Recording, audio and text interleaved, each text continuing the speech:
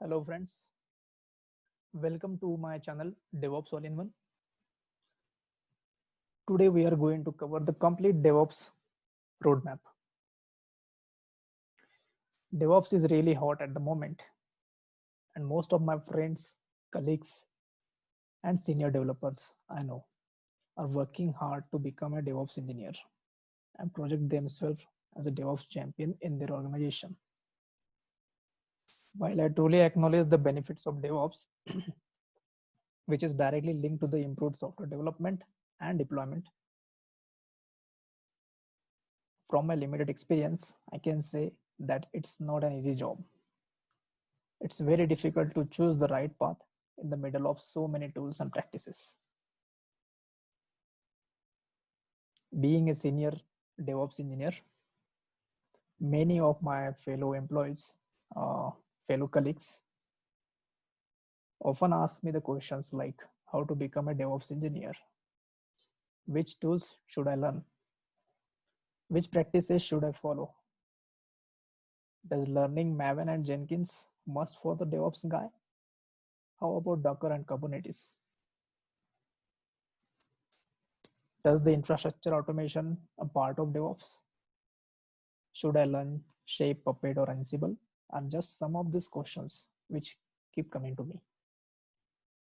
I have tried hard to answer those with my minimal experience, but I couldn't jot them down in a manner which is simply awesome and reusable. But not to worry. Today I am going to share with you the complete DevOps roadmap. This is the roadmap that you can use in coming days. My name is Sachin Deshmukh. I have over 9+ years of experience as a cloud DevOps engineer. I have expert knowledge on DevOps and clouds. I worked on many DevOps tools such as Jenkins, TeamCity, Git, Ansible, Docker, Kubernetes, Sonar, Nexus, Logstash, Kibana, cloud providers like GCP, AWS, Azure.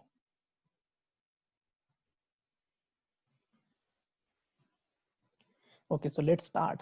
What do DevOps engineers really do?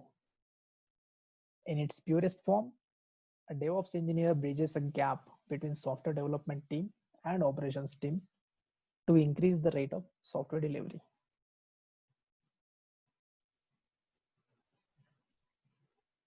What do DevOps engineers brings to the table?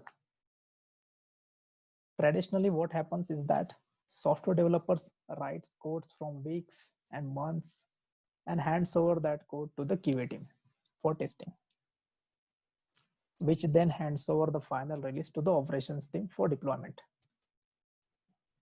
So there is a lack of collaboration between all these three phases, that is development, testing, and deployment. But under the umbrella of DevOps model, these three teams are no longer isolated from each other. And most of the time, these three teams are merged into a single team. The role of DevOps engineer varies as he has to collaborate with the development team and the deployment personnel by overcoming the traditional collaboration barrier.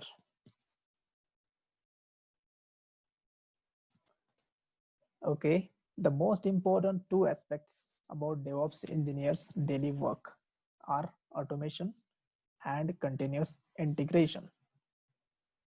There is a need to automate build pipelines, software provisioning, configuration management, application deployment across the large number of nodes in a scalable fashion.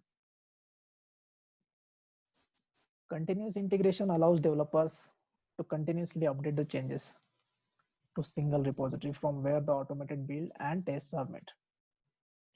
Continuous integration ensures automated build, test, static code analysis, publishing artifacts, and continuous delivery.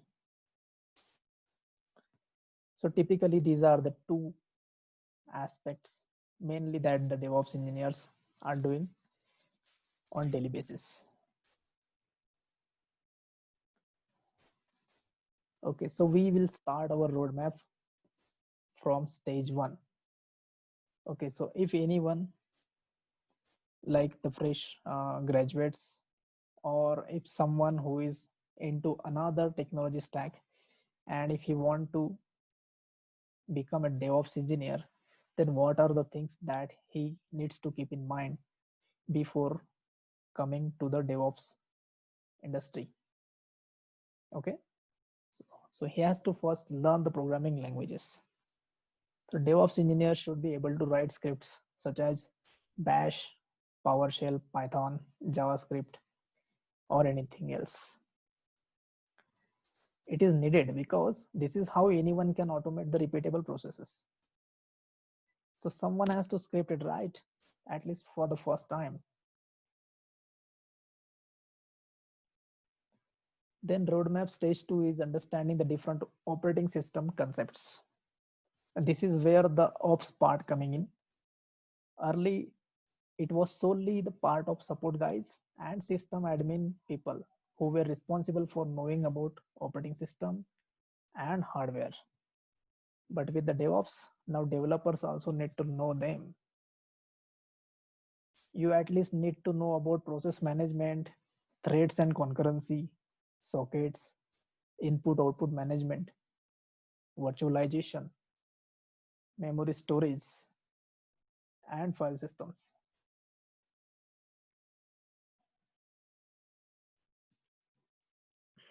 Once you complete with the stage 1 and 2, stage 3 is learn to live in the terminal. A DevOps engineer should be proficient at Windows or Linux administrations. The reason for having experience is that the DevOps engineer has to build as well as administer the servers. For DevOps guy, it's very important to have good command in command line, particularly if he's working in Linux. Knowing some of the Linux shell like Bash and tools like Find, grep, awk, stream editor, ACD, ease off, and networking commands like nslookup and netstat is mandatory.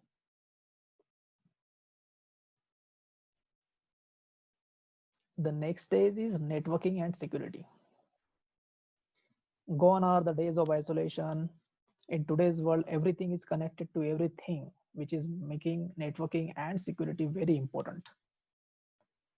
In order to become a good DevOps engineer, you must know about basic networking and security concepts like DNS, OSI model, the protocols like HTTP, HTTPS, FTP, SSL, TLS, etc. A DevOps engineer expected to be good at solving networking related issues and coming up with high availability uptime solutions. Writing a secure writing a secure scripting code is must. Whenever you are writing any script to automate certain type of environment, then that script must be secured one, which would further protect the application from the attack.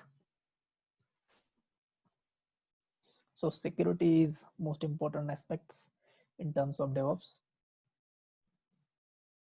You must know setting up the servers and how to set up that.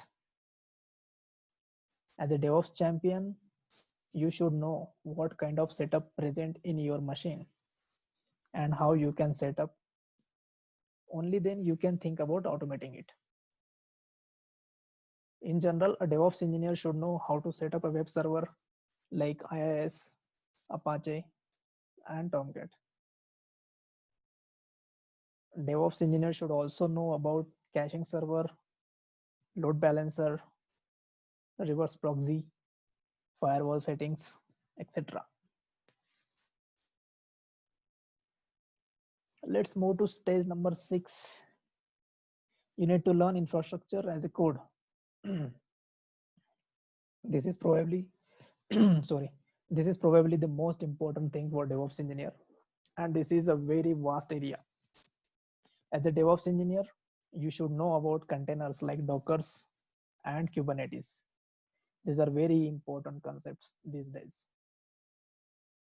Configuration management tools like Ansible, Chef, Puppet to automate your infrastructure. If you want to migrate or your infrastructure from on-premise to cloud for like hundreds of servers, then these configuration management tools are very handy and very useful to do that within a very short span of time. You should learn about infrastructure provisioning like Terraform and CloudFormation. So this is about infrastructure as a code. Roadmap stage 7. You have to learn continuous integration and delivery tools. This is another very important thing for DevOps gurus and champions. That is to set up a pipeline for continuous integration and delivery. There are a lot of tools in this CI/CD area, that is Jenkins, TeamCity, Travis CI, etc. But I strongly recommend learning at least Jenkins, as it is open source and it is the most widely used, probably the most mature CI/CD tool in the market. If you don't know the Jenkins, then don't worry. I have already covered all the aspects of Jenkins in my YouTube channel with the playlist Jenkins. So it is best to start with. Roadmaps stage 8. You need to learn the monitoring of software and infrastructure. So apart from setup and deployment, monitoring is another important aspect of DevOps. That's why it's important for DevOps engineer to learn about infrastructure and application monitoring. There are a lot of tools in this space. For example, Nagios, iSync, Datadog, Zabbix, Monit, AppDynamics, New Relic, etc. You can choose some of these depending on which one is used in your company, like AppDynamics and Nagios.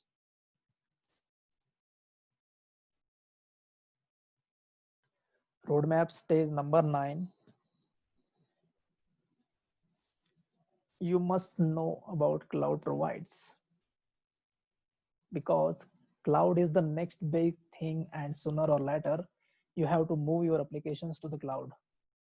Hence, it's important for a DevOps engineer to at least know about some of the popular cloud providers and their basics. Your experience in the cloud services, such as infrastructure as a code, platform as a service, software as a service, which are fully transferable to DevOps. As a DevOps engineer, we must be able to configure the servers and services relating to the cloud providers such as AWS or Azure or Google Cloud. Future is in cloud, and since many of the DevOps related activities are already in the cloud, so make sure you have a sound knowledge of cloud computing in order to remain in the DevOps industry.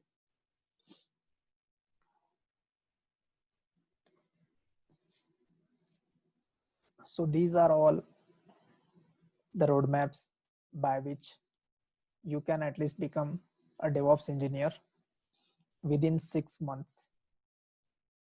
And if you are start practicing all these concepts, then that day is no longer that you will become a DevOps guru. So on the closing note, I must say like DevOps is an interesting field to choose among other options, because you don't have to work continuously on software engineering or software admin related tasks all the time. DevOps engineers are always integrating new technologies and solving the new challenges. If you think you can comply with all the challenges of fast product development and you have a good interpersonal skills, then DevOps is for you. So good luck with your DevOps journey. It's certainly not going to be easy, but by following these roadmap and guide, you are not one step closer.